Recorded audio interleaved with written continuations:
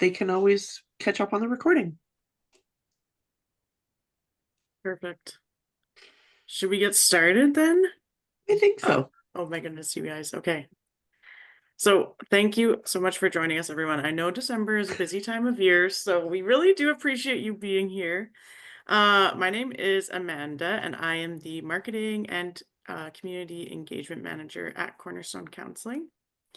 So welcome to our very last collaborative webinar of 2024. For today's webinar, we will be recording the session, but we are not keeping the chat. So if you see something that you want to keep, just feel free to jot that down or copy and paste it into a Word doc. We will also be sending a follow-up email after the webinar, so you will have access to a few resources that we mentioned.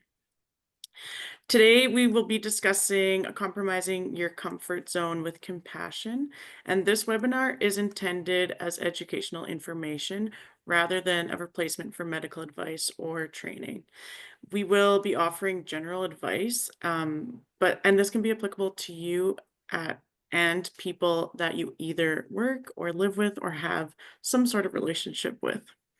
Before we begin, I'd like to acknowledge that the land on which we live, work, and prosper is Treaty 6 territory, the ancestral and traditional meeting grounds and gathering place for the Cree, Saulteaux, Dene, Métis, Blackfoot, and Nakota Sioux.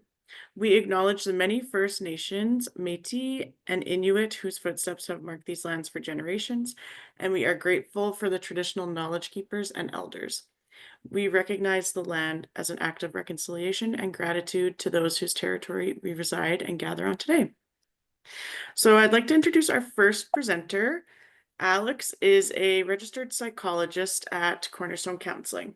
She works with adults, couples, and families who are struggling with various issues, including anxiety, depression, and trauma. One of the things she loves most about counseling is the privilege that comes through sitting with courageous individuals every day. If you're interested in pursuing counseling with Alex, please visit our website, which is www.cornerstonecounseling.com. Our second presenter today is Michelle Devlin, who is the owner of Creating People Power.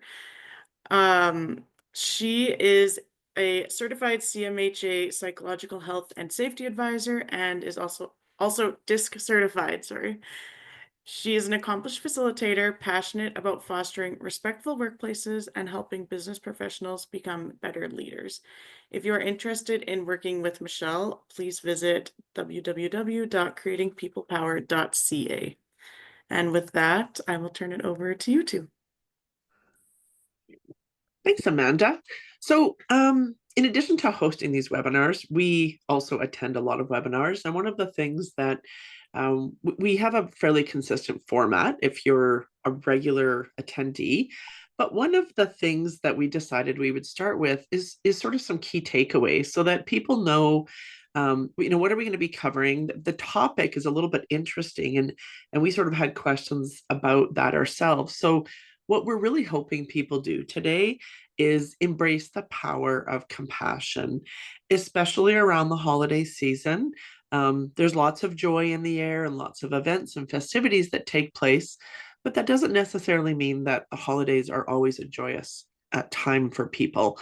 So we thought the timing of this would be good.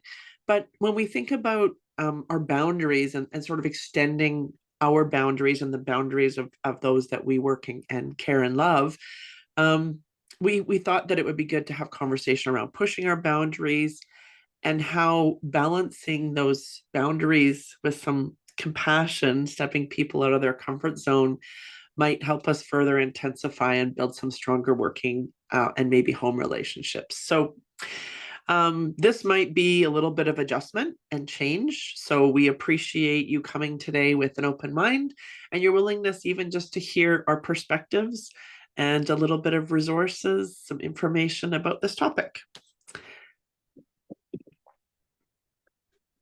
Oh, yeah. And of course, we're using Menti. So if you've attended our webinars before, you can scan the QR code, or you can also just open another browser on your laptop and enter the code that Amanda always so quickly puts into the chat. So it's not mandatory, but with this does is it allows some participants to anonymously submit responses to our questions. We always welcome people to put comments in the chat, so please feel free to do that. But yeah, Menti is sort of our way of creating a bit of a safe space for some of our attendees. And we usually start with a question, which today is, what words describe a healthy relationship for you? So again, your responses are completely anonymous. But Alex, Amanda, and I had some conversation around this question and thought it might be a great way to dive into our topic. Oh, I love these words. Feeling safe. What about you, Alex? What are the words that you might pick? It's funny that as soon as they all popped up there, really that feeling safe resonated with me. Healthy relationships are places where we feel like we can be open, honest, that we can trust that the other person is respectful of us. And look, as I say words, even they're just matching the ones that people have put on there so far. How about you, Michelle? Anything different from what you see, or maybe you also resonate? I like the word curious. And I'm going to refer to it a little bit later, but I just like the idea of trying to look at other people's perspectives. Definitely feeling safe. I think that is really resonating with me, and sort of figuring out what other people need. So I guess that relates to curiosity. Yeah. Yeah, I think some new ones, kindness, friendship. Yeah, lots of good warm and fuzzy words. Yeah, absolutely.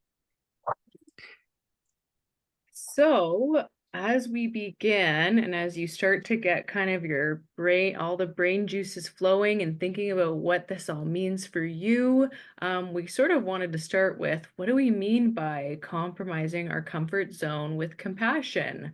I know hearing that word compromise, maybe you feel a bit resistant or there's a little bit of defense to that. And compromise, we don't intend to mean that you're giving up something or having to sacrifice, but more so around like challenging ourselves, challenging to challenge us from a different vantage point, utilizing the benefits of growing our sense of compassion to other people, all those good things.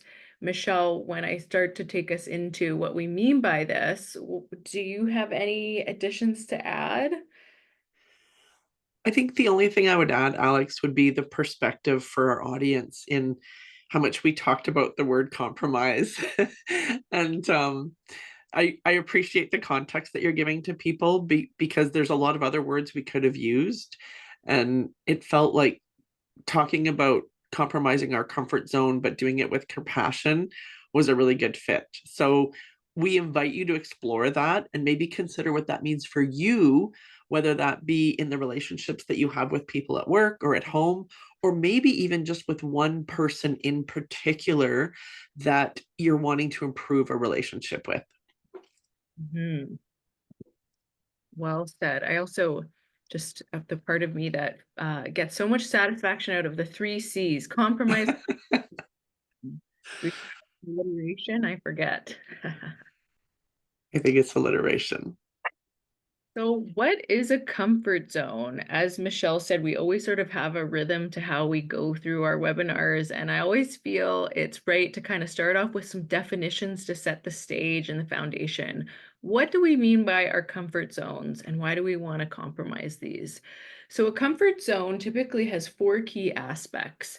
There's a level of familiarity, it's low risk, causes for minimal stress or discomfort, and provides a sense of control.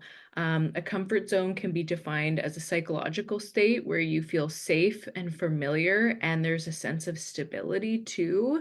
And because of these, there's security and sort of minimal disruption to our day-to-day life. It's a routine that we come habituated to, and that we don't normally take the time to kind of sit and reflect on, like, how do I see my comfort zone play out in the day? And are there ways that I might be able to stretch that? It just is something that becomes a routine and a rhythm for us.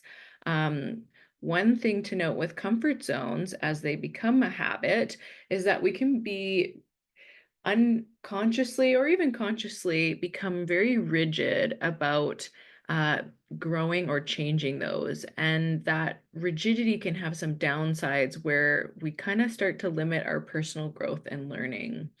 As I talk about the piece of comfort zone, Michelle, I know it will flow nicely into kind of your next piece, but anything that you want to add about comfort zones? Well, I think it just really resonates with me about that rigidity and comfort.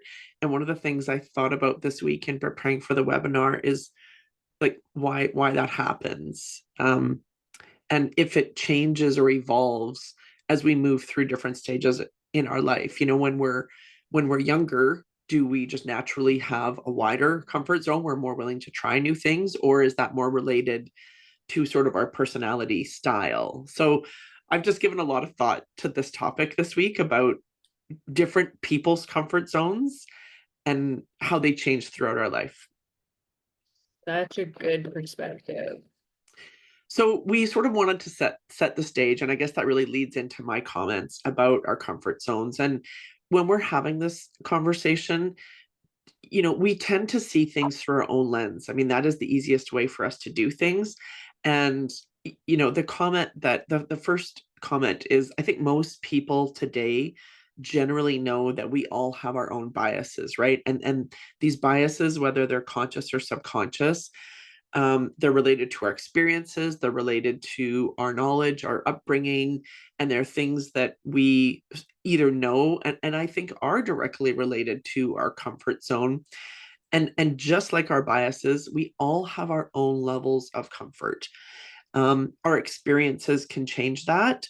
I know that I have someone in my life who is not really fond of heights, and that's due to a work experience that he had when he was quite a bit younger. And so, where before he really didn't have any issues with heights, working at heights in a somewhat unsafe environment for a while has made him really worrisome. So I'll refer to this example specifically because he stretched his comfort zone recently. But I think that it's important to remember we don't know what other people's comfort zones are. And we also need to take into consideration some of the things that they're experiencing or going through. So, for example, it's exam time for university students right now. And, maybe they have the additional stresses of, holiday preparations or events, getting together with their friends. So, this might be, like for many of us, a busier time. And if they're dealing with illness or caring for a loved one, we don't always see what people have going on. Um, Finally, and Alex is going to speak to this later because we feel it is so important. We want to give a bit of a caveat in that we don't want, this isn't about asking other people to violate their boundaries. So part of this conversation is going to be grounded in us being willing to ask and learn about someone else's boundaries to help us create, as was mentioned in that first slide, a safe space. All right, so how do we do that? Well, the first step really is through we call it a journey of self-discovery. And in the work that I do, whether it be through coaching or assessment tools, which is listed in this first bullet point, that's a great way to get to know yourself. We use a DISC assessment or an emotional intelligence assessment to give people a sense and an opportunity to reflect on, hey, how do I make decisions? Do I need a lot of information, or do I move to a decision just based on my gut and other people's opinions? But there's many other ways that we can learn about ourselves. And I know, things personally like our hobbies, our travel. I just came back from a vacation in Spain. I learned so much about not just the country, but the way in which I need to roll with the punches. If you were following the news, there was a lot of flooding in Spain, and big parts of our vacation got moved because obviously it was unsafe to go. So those types of experience help us really learn about ourselves. Many of us have had major milestones. So graduation, getting married, getting divorced, having a child, losing a loved one. There are many milestones in our life. And I think recently some of us have experienced throughout the pandemic people missing milestones. So that too has an opportunity for us to self-reflect. And finally, I think also just in having conversations, whether that be with our family, our friends, our therapist, our boss, our coworkers, there's many ways to see and learn not just about ourselves, but the different perspectives that are out there. Mm. Yeah, and I think I just really wanted to show the many different ways that we can learn about ourselves because it ties a little bit to, no, go ahead, Alex, what you were going to talk about in terms of the motivations. Yeah, yeah. You're describing this so well, Michelle. And I think too, when it comes to like our motivators to want to start that journey of self-discovery, of course, we can't always plan out those major life milestones. Sometimes they just happen without us even knowing that they're about to begin or come upon us. The other ones we might have a little more I guess encouragement that comes from within or from other people in our lives to start to engage in that process, joining a sport, going to therapy, taking a disc assessment. One of the things that we wanted to just shortly mention was that your motivation to engage in whether it's this self-discovery aspect, growing your comfort zone, or becoming more compassionate to the people around you and yourself, your motivator is really going to determine the sustainability of how this looks and if it's actually going to become a lifelong practice. So we talk about its extrinsic versus intrinsic motivators. This is also really timely with New Year's and the goals that you might create for your year. But we say that extrinsic motivators aren't very sustainable in the long term. Extrinsic motivators come from the external. That might be through peer pressure, or maybe your boss saying, in a performance review, you need to be doing XYZ, and perhaps internally you don't agree with that. Extrinsic motivators, oh, I'm legging on my examples, but just sort of external forces, whether that be from society, from family and friends, from workplace, other people in your life, that sort of thing, pressure. Intrinsic motivators come from the internal, and typically they are based in values that you have around something. So if you are able to do some exploration and understand, why is it that I want to make this change? What values do I see in this change? You are going to be much more likely to want to engage in that process and want to start to make some of that progress. Any thoughts on motivators, Michelle? Yes, I don't know if you know this, Alex, but there are many of the assessments that actually measure motivation. And I know when we do sort of deep dives with people on assessments, we leave that until they have an understanding of behaviors. Because once you understand the way in which either you or other people around you behave, the connection to the motivation and why people do things is a great one. I love the way you've explained the extrinsic and intrinsic motivators and that reminder that, yeah, those intrinsic motivators, they're important. I mean, they still influence what we do, but are they sustainable? That is a really great point that you made. And I appreciate you for that, Alex.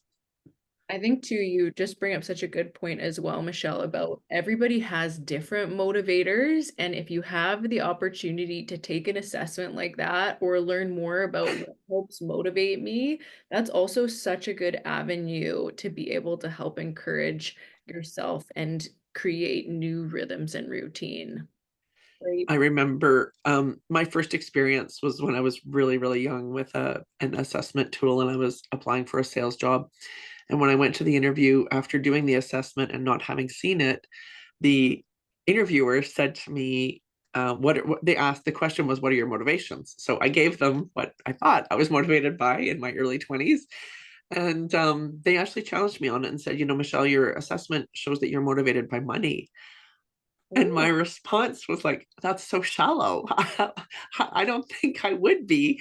And yet they really valued that in the role of a salesperson. So I really reflected on that when the interviewer challenged me and thought, okay, that's something I learned about myself that doesn't necessarily have to be negative, but was something new.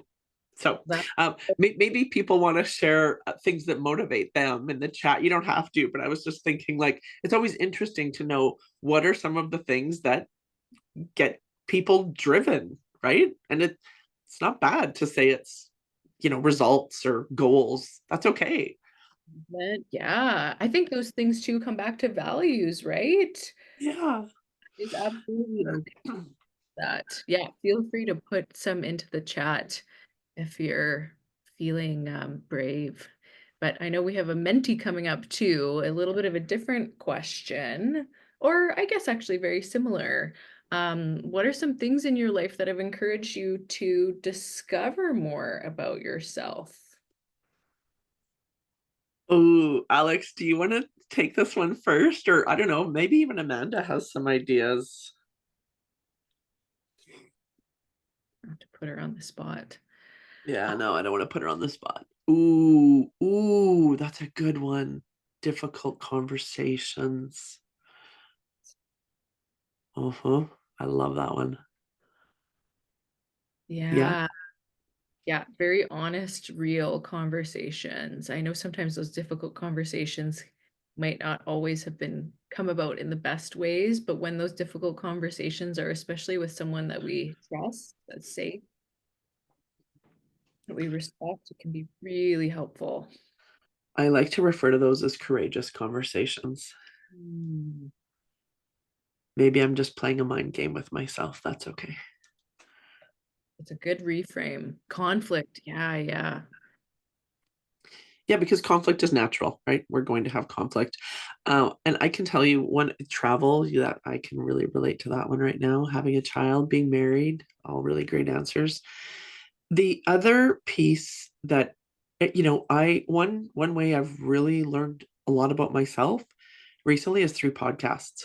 I Mm, think I'm late to the podcast game, but I have learned so much about myself through listening to other people share their stories, their experiences, in learning different languages, in traveling through work. So I don't know, maybe I'm just late, but yeah, for me, it's been a lot. that's so cool. And I think, maybe this is, I know we're not at the strategy point yet, but listening to different media and maybe even I know something that I've tried to do a little more is stepping outside of my comfort zone and listening to things that I might not agree with at first, different kind of news channels, that sort of thing. And not that I'm thinking it's going to persuade me or change my values or belief systems, but just being really open to a variety of diverse perspectives. It allows you to learn a lot about yourself. Yeah, Oh, I don't know what happened. Well, that's okay. Sorry, I lost us. all good.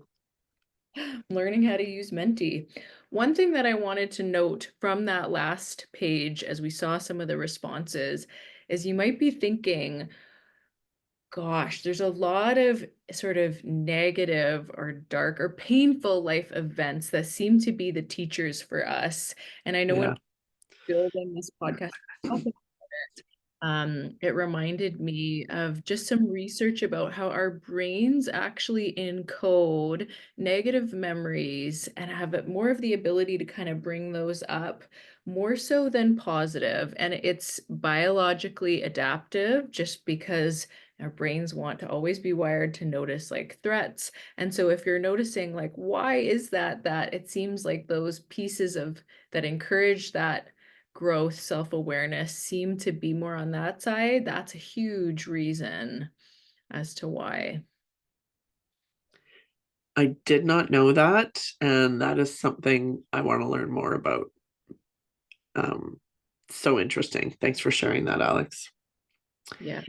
So what is compassion? What's this other C word? Compassion reminds us of our shared humanity with other people.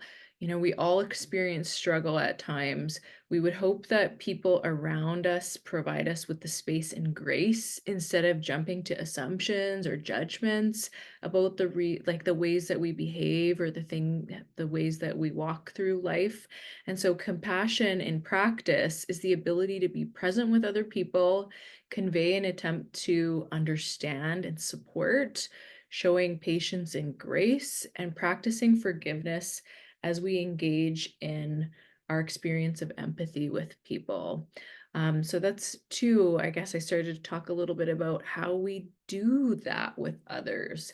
I know this word of compassion, which is such a big buzzword right now in psychology, in media, a lot of people say, especially in the therapy room, well, isn't compassion about making excuses though for other people? And I think that's so fair. We don't want to let people or even ourselves off. Like we have standards for the way that we want to engage with others in the world. But compassion does a really good job of being able to understand and empathize while also still holding boundaries too. It's a delicate balance for sure. Anything, Michelle, just as I'm bringing up compassion and boundaries and all these pieces, what are your thoughts? I have so many thoughts on the word compassion. It's a whole other webinar.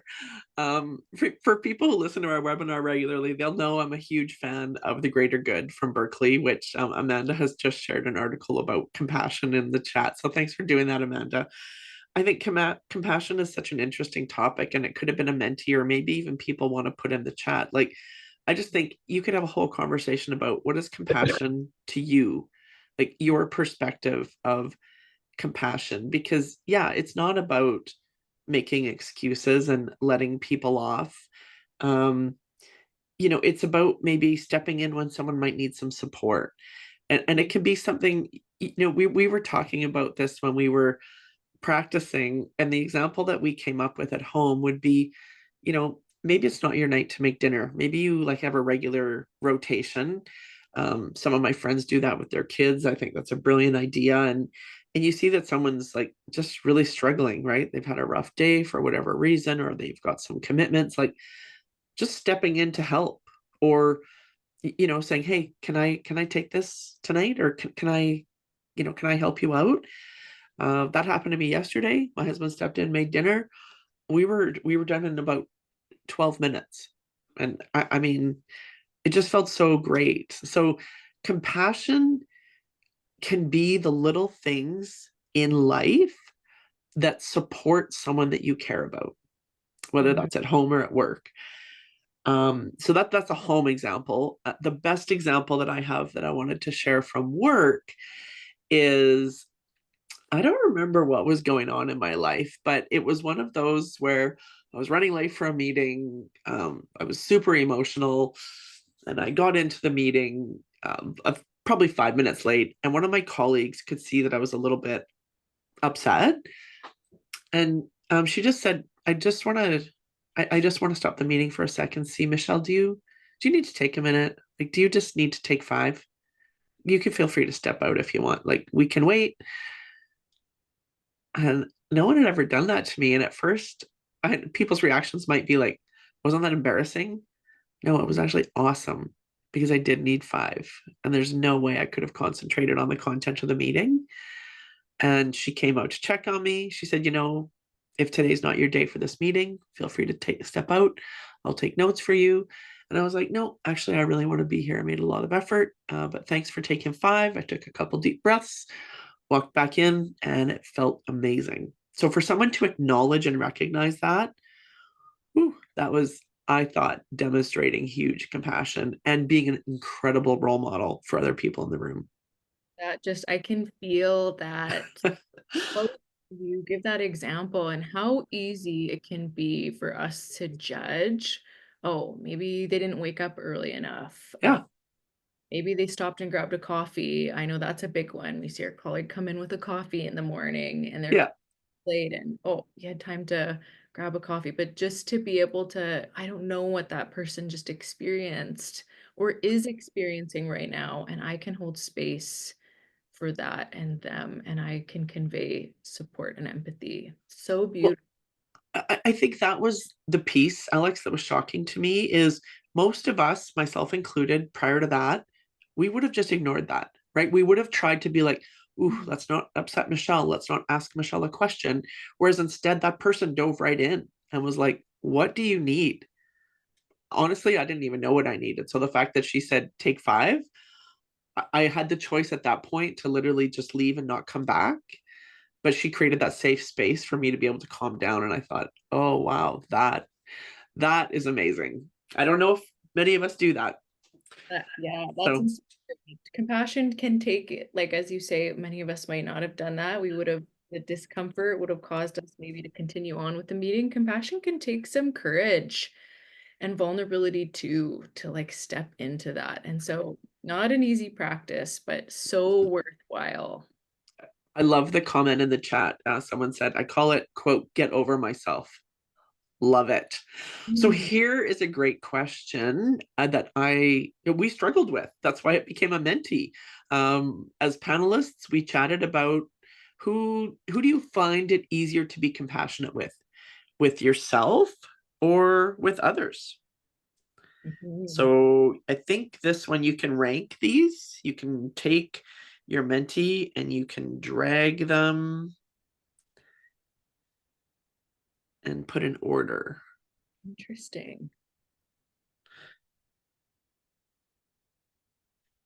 I know, as people are starting to put in, yes, first with others, I feel as though maybe I'm not surprised to see that. Often that's what people share with me here in therapy, that it is so Really? easier to be compassionate to others, and that sometimes the hardest place of being compassionate is with themselves as an individual. Yeah. Well, I think that's what we're seeing, Alex. I would have to agree. I think it is much easier for me to be compassionate with others because I always have this question in my mind, I don't know what's going on for them, so I want to give them some grace. And I do not tend to give myself as much grace, despite what people might see or think. So I think yeah. So thanks to everybody who's responding. That is interesting that we're seeing consistently people struggling. Okay, so let's put compassion into action. I mean, you don't come to this webinar just to hear stories and insights. We want some strategies. So these are definitely not the only ones, but we thought these are some of the ones that you might be able to use either at work or at home. And the apology is interesting. So we wrote apologize and forgive on the same line. It's definitely not the same thing. And I've had a conversation recently with someone about like what is a good apology? What do we expect in an apology? And is the content of the apology related to our ability to forgive someone? Maybe that's another webinar, but I think that giving thought to what you're apologizing for can be an act of compassion. Mhm. Listening without judgment. So this is something that as a society, and this is maybe my perspective through the work that I do, so correct me if I'm wrong, everybody who's attending live. I think we're getting better at this in some instances. In particular, I see it at work.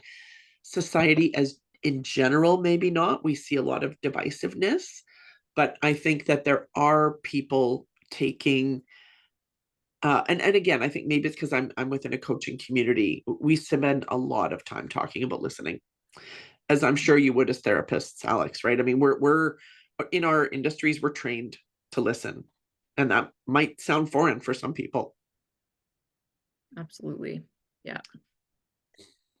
And then obviously the ability to have honest communication. And I had honest conversation here first, and I changed it because I think that some of us naturally might want to pick up a phone or sit down and have a coffee, but it would be really important to understand that some people might feel more comfortable sending a text. They might want to write a letter to be able to get their thoughts. And so that's one way in which we could be open-minded and say, what is the best way for us to communicate in an open and honest manner?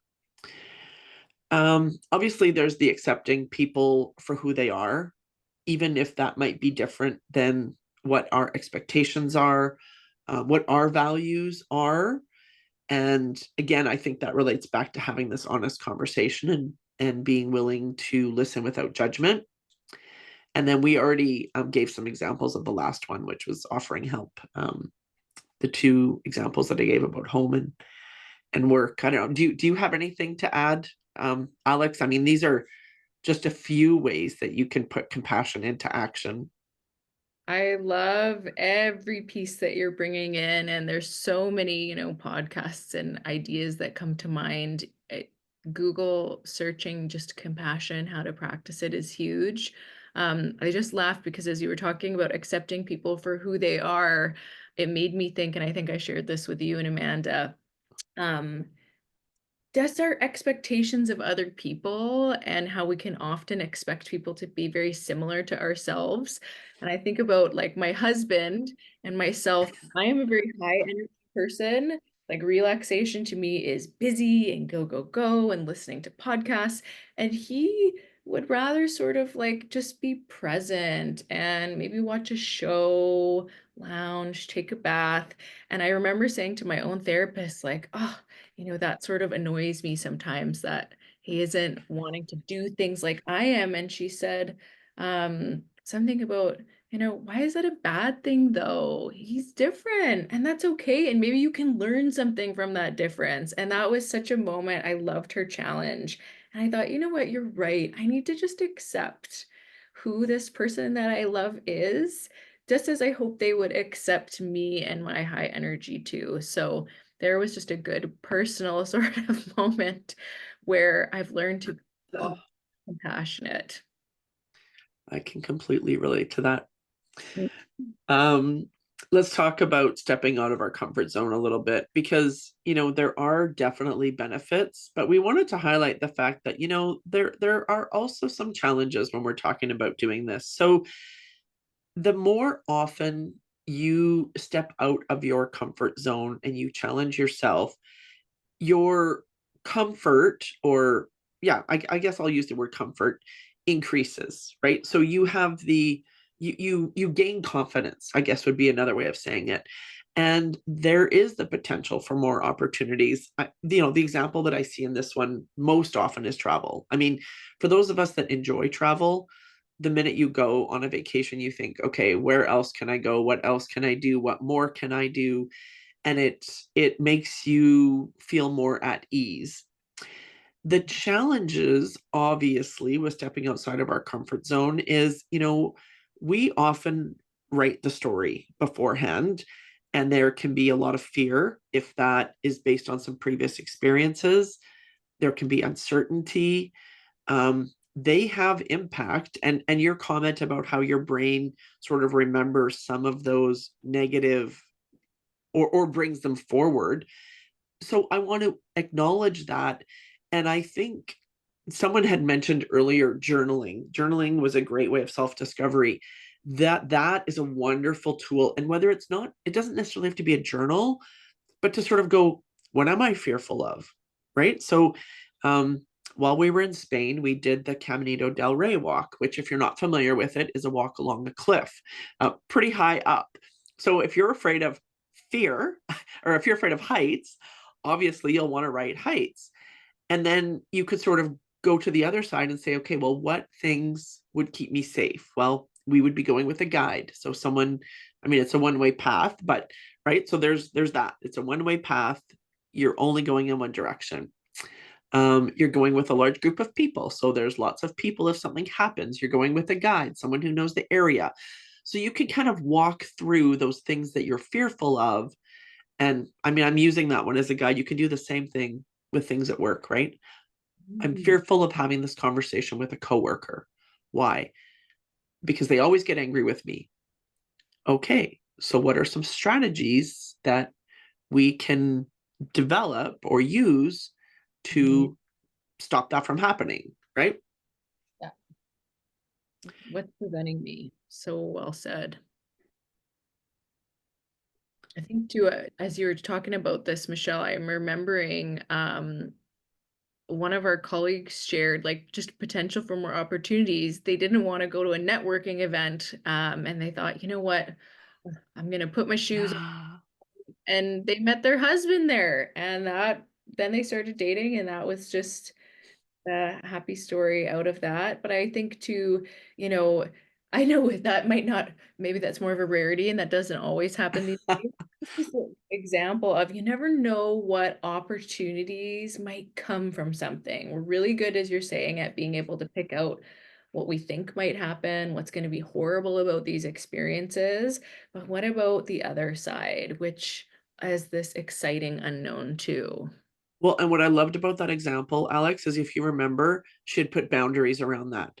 So she said, I'm only going to go for 30 minutes. If I'm not having a good time, I'm going to leave. And I thought, "Oh, yes, I can do that, right? If I'm really like, especially this time of year where it's like, oh, this wouldn't be the event I would go to, but my spouse wants to go, or it's a client event, maybe I should make an appearance. 30 minutes. And if after 30 minutes you're like, yeah, you know what, I'm good. You've done it. You've set your boundary. Good for you. I loved that example. And I think she also related to the fact that she said, yay. And then the next day you can take your Lululemon lunch bag and read it and go, yay, I'm not discouraged. I finally did something on my Lululemon lunch bag. So awesome. Yeah. All right. So I think we talked a lot about this, and I believe this is the last mentee, but Alex, maybe you can share with us after people put what feelings they have, like what are the feelings that you have when you're pushed outside your comfort zone? I mean, I'm just going to throw it out there. Fear. Like, I hope someone can type that one in because that's mine. I I tend to worry, right? Think about all the things that could happen. Stress, Um, anxiety for me, yeah. Nerves, discomfort, someone said. um, Someone, I don't know, I was talking about this and someone actually said that they felt anger. That's interesting. Yeah. Oh, energized. Yeah. I was just going to say, I was talking with someone who said they actually feel like excited to do things outside their comfort zone. Wow. Okay. That's an interesting perspective. That wouldn't be my first instinct. Mm. Tired, nervous, discomfort. Okay. So, Alex, can you explain from like your perspective, because as a registered psychologist, why is it important for us to recognize these feelings about being pushed outside our comfort zone, whether they're positive or negative? Adventure time. I love that. Why is So that I important? think it's so important because if we don't have access to that self-awareness of what is it that is motivating me or preventing me or getting in the way, we're not going to be able to, as you talked about, find ways to cope or make change, right? If we just sort of blindly try to jump in the deep end without any swimming lessons or any floaties or life jackets, just with a prayer, it's probably not going to work out, right? And you might actually reinforce that sense of discomfort, nerves, anger, feeling exhausted. And so being able to actually tune in and understand, what do I need to do to help support these feelings in order to make this change is so important. That's my sort of therapy answer. I love that answer because I think that sometimes, especially when we're talking about topics like this, we can tend to get focused on the feelings and forget that those feelings and the recognition of those feelings helps us develop coping mechanisms. So I really appreciate that acknowledgement. And Amanda has put a link to an article about the iconic Lululemon bag. If you're interested, we'll send all the links out with a copy of the recording afterwards. So let's share our strategies, Alex. We said that we were going to be vulnerable and give some ideas of stepping outside of our comfort zone. The first one that comes to mind for me that Amanda helped remind me of, that I tell my clients all the time, is, when you're thinking yourself personally of stepping outside of the comfort zone and the nerves or this discomfort comes up, we can start to become very critical of ourselves. But asking myself, like, what would I say to a friend in this situation? That question often allows you to bring in the compassion that you would extend to other people towards yourself. So I'll often say, if I find I'm beating myself up or getting critical, what would I say to the people that I love or my children? The second strategy that I have, that's more around building that like compassion and stepping out of comfort zone with other people, is, in couples counseling, we talk about the more that you pour in, the more positive association and interaction that you have with another person, the more likely it is you're going to give them the benefit of the doubt and be compassionate. And so if there's somebody at work or in your personal life that you're having trouble accessing or being able to be compassionate towards, maybe there's a chance that you could step out for a coffee date or have lunch together, or get to know them on like a one-to-one level, not work, not kind of the serious stuff, but what's your interest, what's your passion? Being able to really see and understand the core of someone, I find, can sometimes help grow that compassion. How about your strategies, Michelle? I love that last strategy, Alex. We actually recommend that a lot when we have respectful workplace conversations. And, lots of times people get excluded and other people say, well, that person never comes with us or doesn't want to come with us. And that's the challenge that we throw is, have you gotten to know them on a personal level, whether that be going for coffee or just having a chat around the water cooler? So thanks for sharing that. I think the strategy that is resonating the most with me right now, and this might sound strange to some people, because if your approach to things is like doing research and getting information, this might not resonate with you. But my approach is asking others. Like it's like on the Millionaire Show, phone a friend. So I think I often think through talking things through. I'm the person who needs a brainstorming session so that I can talk out ideas to get to the solution. Whereas other people will kind of sit down at a computer, get all the research, have all the facts. My gut drives a lot. So if I can hear from other people and talk it through with other people, often I just get a feeling that says to me, yeah, okay, you should try this or you should do it. And I don't know if that might sound strange to people, and it becomes a challenge sometimes with other people in my life, because they're thinking like, have you researched this? Has this been supported? And I don't need that sometimes. I need to Yeah. hear from your experience. Yeah. Yeah. Just a different approach. I love that. Yeah. So, I mean, we're coming up on the end of the webinar. My hope is that what we've done today is giving you some insights in, how to compromise your comfort zone with compassion. And I'm going to have Alex speak to why we chose this image specifically, because, there's a few pointers in terms of, maybe you just want to start small. Like this, if this is an area of your life where you struggle and it's something that you want to work on, don't take on one of the biggest challenges. Start small and maybe plan out a conversation or some things that you might want to consider in terms of looking at your comfort zone and being compassionate, with yourself. What is the end result when we work with clients? One of the first questions that I will always ask is, why are we doing this? And what do you hope to get at the end of it, right? What do you want people to say or to feel or to do a little bit differently? So I think those are great questions to ask yourself. Like, as a result of stepping outside of my comfort zone, what is it that you want as an end result? There's many ways to educate yourself. So whether it's like me, you're asked for people's opinions, or you use the World Wide Web or podcast or whatever that might be, and know that you don't have to do it by yourself. So maybe there's a colleague at work who you can confide in.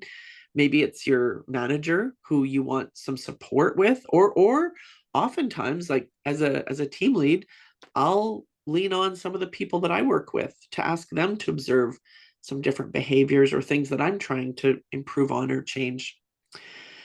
You might have other things that you want to add to this, Alex, but I wanted to just remember why we chose this image, because I thought it was a good conversation when we picked it. Yeah, and I imagine people are wondering what part do we weave in the compassion? And we chose the image of the umbrella because I think compassion is this overarching experience that's weaved into every part of this. And so finding ways to bring that in to guide you as you step into these strategies, sort of what we thought with the umbrella. And for me as a visual learner, it's nice to have an image that when I'm trying to work on some of these things, I can maybe think about that umbrella being overarching and the ways in which it impacts the different areas, not just of my life, but people around me. Yeah. How can I just overall be compassionate to myself and the people around me while I'm moving through this? Yep. One thing, as you noted at the beginning, is our caveat, as we talk about compromising comfort zone, extending compassion, we really wanted to drive home that in no way are we encouraging you to violate or cross your own boundaries or other people's boundaries. And I think that also speaks to why it's very important to check in with your feelings. How am I feeling? What's coming up for me as I think about stepping out of my comfort zone here? And if there's real threat or danger, that's, I don't know, bubbling up in those moments, maybe that tells you this isn't the place that you step into at this time, or you need some time to sift through what's going on underneath. So, really just checking in with yourself and making sure we wanted to make sure it's not about pushing yourself beyond your limits. Or someone else. Or someone else. So we thought we would end, I think this is our last Menti Yeah. question, just to kind of get your brain percolating again about this conversation that we've had about compromising compassion. What might you be willing to do differently as a result of what you've learned today? I can tell you from my perspective, Alex, after having um, this conversation, I think it just made me more aware of, sorry, it made me more cognizant of being aware of other people's comfort zones, right? Because I so naturally fall into my own area of what I feel comfortable with. Yeah, and outlining boundaries. That's a good one too. Taking the time to speak to people. Yeah, I feel like we need to carve that out now, right? Like we really need to intentionally, because it's so busy. I agree. Oh, I like that Me example. too. Yeah, that's good. Well, thanks to everyone who's chosen to share. We appreciate your perspectives. It's always nice to see. And to, I guess, just before we hand it over to Amanda for the closing comments, I want to thank both Amanda, Alex, and Cornerstone Counselling in general for partnering with us to host these webinars over the course of the year. And to everybody who's attended and or listened to them later on, we really value all of the feedback that we get. If you have any suggestions for future topics, we're absolutely open. I hope everybody has a wonderful holiday season. And thanks, Alex. I really enjoy working with you. Appreciate it. Thank you so much, Michelle. It's always a privilege. I learned so much as we put these together. Me too. I was gonna say the same thing. I almost learned something, even though I'm involved in the planning meeting. So thank you both for a great year and a great webinar today. So a few resources that we wanted to share with you before we log off for the day. We are offering an anger management workshop at Cornerstone Counselling at the end of January. So if you want to learn a little bit more about that, just go to our website and you can search mental health workshops and it'll be listed there. And if you want to take an amazing course called Mental Health First Aid, definitely reach out to Michelle. She has a contact named Ryan who's facilitating a 2-day course. And this is a course that kind of introduces you to the basics of mental health or mental health issues that people might be struggling with and how to kind of navigate some difficult conversations or situations in a constructive and supportive and respectful way. So I really enjoyed the mental health first aid course that I took years ago. I almost feel like it's time for a refresher, but I would highly recommend reaching out to Michelle to get a little bit more information on that. And yeah, if you want to share your feedback, you can just scan that QR code and you'll be taken to a survey to fill out. So thank you guys so much for a great 2024. And it was nice to work with each of you and also to see you guys in the webinar as our participants and hear what you have to say in the chat. So thank you so much, everyone. And I hope you have a great rest of your day. Thanks, everyone.